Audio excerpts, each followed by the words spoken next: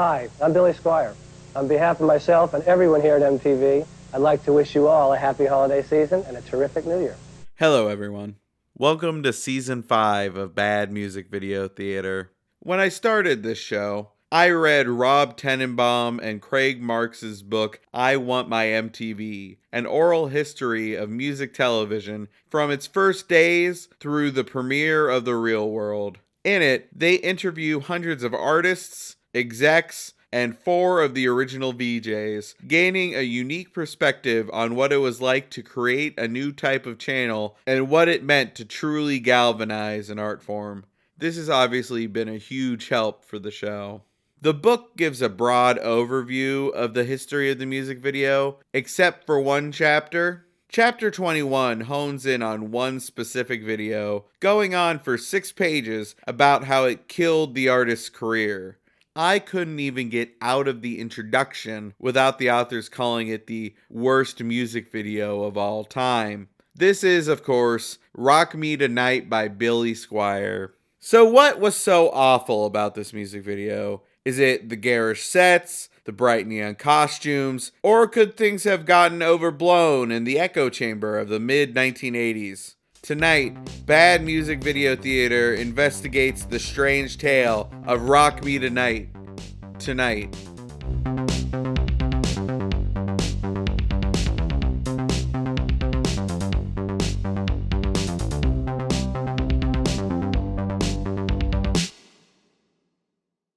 And now it's my pleasure to introduce tonight's special musical guest, Billy Squier. Rock singer Billy Squier had released 3 albums by 1984 and already notched 6 singles on the Billboard Hot 100, with 1981's The Stroke hitting number 17, so he was riding high and looking to repeat his success. He teamed up with songwriter Jim Steinman to co-produce the album, replacing the producer of his 2 previous albums, Reinhold Mack. Jim is very cinematic, in a good way. Yeah, and that's... He's not videomatic, he's cinematic. He creates a lot of, he paints with that sort of brush. Given what we know is coming, I'm sure the new direction in production didn't help things. Squier claims that he wrote the song while on vacation. I knew when I wrote Rock Me Tonite, I remember writing it. It was the summer of '83 when I got off tour. I was in Greece. I was swimming off Santorini. I came up from underwater. I said to my girlfriend, I got the first hit. And I wrote the chorus underwater. And I said, this is the first hit for the record. And I knew it. Sometimes you know. The song would end up being Squier's biggest hit, but the music video would derail any hopes he had for his career. I'll buy that rock star Billy Squier sleeps on satin sheets, but no one sleeps sideways on the bed like this. Come on, at least try to be realistic. After very quickly getting dressed, Billy starts dancing around his apartment and, oh God, what are these moves? I think I understand why people were complaining now. Is this an elevator into hell? A very pink hell? I just can't imagine what the direction was that resulted in these moves. Come on, Bill, can you thrust any higher? Just bounce, okay? Just bounce. You keep it light, you keep it airy, you keep it mobile. The shirt rip isn't impressing me the way you want it to be. But we've got to do it from different angles. Again and again, and again and again and again. I think the pink tank top and the marching dance steps are the final straw. I just can't take this seriously, and trust me, I've tried. I keep expecting him to grab onto this hook and hang on. You can't just load Chekhov's hook like this. How are you exhausted already? I did most of 3 easy dance moves. I'm bushed. He then marches into the elevator and is transported to a futuristic art gallery. Finally, some other people. Thank God. Please take the focus off of Billy's nonsense. Jeez, he is not toning it down at all. Jesus, Bill, I'm trying to drum here. You know, like my job? Everybody in this music video looks like they're desperate for it to end.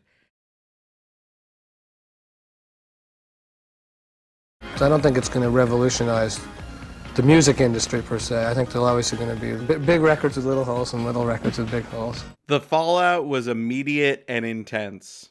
Squier, infuriated, tried to pull the video, but it was already slotted for a heavily promoted world premiere on MTV, and Capitol kept it on the schedule. Everyone on Squier's team tried to convince Capitol management to scrap the video and film another, but it was all to no avail. Mick Kleber, the former head of the Capitol video department, claimed that it was the most expensive video the label had made up to that point. What? What? How is this the most expensive video you made up until 1984? Where did the money go? Were the satin sheets thread count $1 billion? Did the Say Say Say video cost $300,000? Ouch. We were on the road with Billy when Rock Me Tonite wasn't being received well. We were on the sidelines for that bombshell. I couldn't figure out why Capitol Records didn't pull the video and make another one. It's because they're dumb. The abysmal response led to Squier firing his managers, Tom Moeller and Stuart Young, and hiring Arnold Stiefel in their stead. But the damage to Billy's career had already been done. The song went to number 15, making it Squier's biggest hit, but it took its sweet old time getting there, and he never came anywhere near those heights again. The highest anything he released afterwards ever got was number 58, and that took 5 years and apparently a lot of forgiveness. I know this kind of goes against my whole internet persona, but I'm willing to forgive a lot of goofiness in music videos. Like, a lot of people clown on the David Bowie and Mick Jagger dancing in the streets video, but I really enjoy it. I think it's fun and some prime 80s cheese. This video is neither of those things. This is way too much. Billy finds the top and immediately goes so far over it that it's physically impossible for him to see the top anymore. So, Capitol actually contacted several directors to helm the video, but they all had to bow out for one reason or another. They first went to Bob Giraldi, who directed a number of classic videos. Like, imagine starting your career directing Beat It. We went to Bob Giraldi, who was Michael Jackson's director, who had done all the Thriller stuff. Fantastic director. Playing the song, he loves the song. He wants to do it. I'm going to do it. And this form came along that allowed me to tell stories a new way. And I enjoy that. I think it's more exciting than doing a feature film. The idea was I wanted us all to be this, like a very communal thing, that we're all in this same ritual. We all love the music, and we all are trying to transform ourselves into who we want to be. And it all comes together that we're in the same place. So we liked this idea. And Bob Giraldi liked the idea until a couple of weeks later when he suddenly decided to plow the project, and he said that he wouldn't want his children seeing that. I'm not sure what he saw in this that would have been so horrible, because there was nothing macabre or dark about it at all. Having seen the video, he was right. I should have been the director. Apparently, Capitol's budget also deterred Giraldi, as the label was very conservative with their video spending. So on they went to David Mallet. Stuart, my manager, comes to me and says, David Mallet would like to talk to you about it. David Mallet been a big TV director. Major director, yeah. We had this meeting with him. He's a great guy, really nice guy, and we're talking about it. I give him the pitch, and he goes, okay, great. A few weeks later, he comes back with some storyboards, and he shows me this storyboard. Suddenly, he's got me riding into a diner on a white horse. That was the end of him. David kind of really didn't stick to the storyboards. You never knew what was going to happen, so that was always sort of fun, too. So he was gone. I imagine he might want to try that one over again. Eventually, they landed on director and choreographer Kenny Ortega. Kenny was a very good friend of my girlfriend's, and Kenny approached my girlfriend and said, I would really like to do this video, and I've got an idea. A lot of people are quick to dump all the video's problems at Ortega's feet, but they never seem to mention all the much more successful videos that he made, including for Billy Squier's own The Stroke. We did a lot of preparation for it, or I thought we were all on the same page, and I showed him movies of how I wanted it to look and things like that. And, he ended up just totally misrepresenting it. I walked on the set and all those pastels and satin sheets and stuff. It was like, what is this about? It's completely, he had an image for me that was not the image I had of myself. He saw this as a real pop, Tom Cruise, risky business kind of thing. And I saw it as Richard Gere and American Gigolo. When I told him that, Ortega already had a storied career as a choreographer, including for videos for Rod Stewart and Olivia Newton-John, and for a handful of feature films. He would continue to direct and choreograph, including for the High School Musical series and the Michael Jackson documentary This Is It. So obviously he wasn't scarred by the Rock Me Tonite video, but Billy sure was. Kenny Ortega didn't get hurt by this. I did. That's ironic. Nobody said, I'm not going to hire him. Look what he did to Billy Squier. He just moved on. The only person who got hurt by it was me. If you want to get really dramatic, you could say the guy crippled me. I do want to be dramatic, Billy. Kenny Ortega is a very accomplished artist, and his choreography is typically very tight and controlled. You watch something like Xanadu, and you're getting precise numbers with locked-in movement. I can't imagine that all of this was his vision. And also, you got the blame for it because you were in the thing. Music videos typically don't have credits unless you're Michael Jackson, so who's gonna pick up on the fact that Kenny Ortega directed it unless they did some digging? Well, I don't know if I'm going to become a video director, per se, because there's certainly people... I think there's good money in it. No, I think it isn't so much as... I don't think I'll become a director. There's certainly good directors out there, but I think it's important to understand, what it is you do, and then perhaps not be swayed by other people. Try to stand to that. Also, hopefully people have matured since 2011, because a lot of people in the book were going on and on in their interviews about how gay they thought the video was. And yes, the video is very pink and the dance moves can be seen as effeminate, but if this is what painted somebody as gay in 1984, man oh man did we come a long way. Rock Me Tonite was a video that you were somewhat dissatisfied with. Is that true?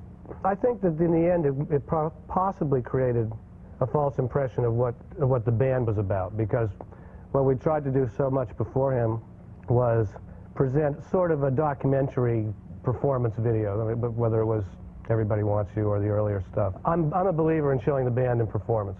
I think that ultimately I want a video to show the audience what the band is about and let the music be what it is. I'm not really a conceptualist. We were in a period where we'd done a lot of these and got this idea, oh, maybe we should do something different to experiment a little bit. And I think in that way, I don't think that it was ultimately as satisfying as just having the band do what we do best, doing performance videos and trying to make them interesting. And I feel more comfortable doing that myself. I think that's, as I said, that's what we do best. I think we're musicians first, and we try to maintain that balance. Sure. The video has become mythologized as a career killer, including in the music history video essay industry. There are now a ton of videos about how Rock Me Tonite ended Squier's career, which has only made it that much harder to find any kind of first-hand information about the making of the video. But Chris, aren't you, by the very nature of creating this episode, contributing to the very problem that you're complaining about? I'm gonna need you to stop doing what you're doing. But honestly, I think that the effects that this had on Billy Squier's career are now more of a legend than anything. Yes, this is certainly embarrassing, but was it truly so awful that it killed a man's momentum in the music industry? I never thought that the industry would beat me. It never occurred to me. I mean, I'd been through it for 25 years. I don't claim to be an expert on the trajectory of Billy Squier's career. I wasn't around then, and I certainly wasn't tracking the arc of music careers when I was -11. But it feels like this video just happened to be an awful choice at a horrible time, and nothing more. His two previous albums both went to number 5, so of course this was going to be a disappointment by only hitting number 11. And while Rock Me Tonite is seen as a horrendous video, it's actually his highest charting single by 2 spaces. So something obviously worked. The last 3 albums that you've had have been platinum. They've sold a bunch. and this one took a while to get out. I mean, was there a pressure thing at all to make this one particularly good and have another platinum LP? Well, I mean, I personally don't think you could ever get enough precious metal, but really the pressure for me was more internal, that it's important for me to maintain a certain continuity and consistency in my work. I think it was just a case of wrong place, wrong time. The early years of MTV are scattered with duds, but like hardly anyone was tuning in on day one just to see how awful Rat Race by the Specials was. But now it's 1984 and people are starting to pay attention. Things like Thriller have shown what music videos can do, so now we're all tuning into MTV to watch our favorite artists be cool and sophisticated. This is not any of that, but when you get something so hyped up as the world premiere of a video would be, of course it's going to be disappointing. How couldn't it be? I couldn't imagine sitting through hours of MTV just to see the new Billy Squier video and then getting this. What a piece of work. Thanks for watching, everyone. I always appreciate people liking and sharing my videos, and be sure to subscribe so you don't miss the next episode. If you know a terrible music video you'd love to see me cover, drop it in the comments. And as always, I'll see you in the next one.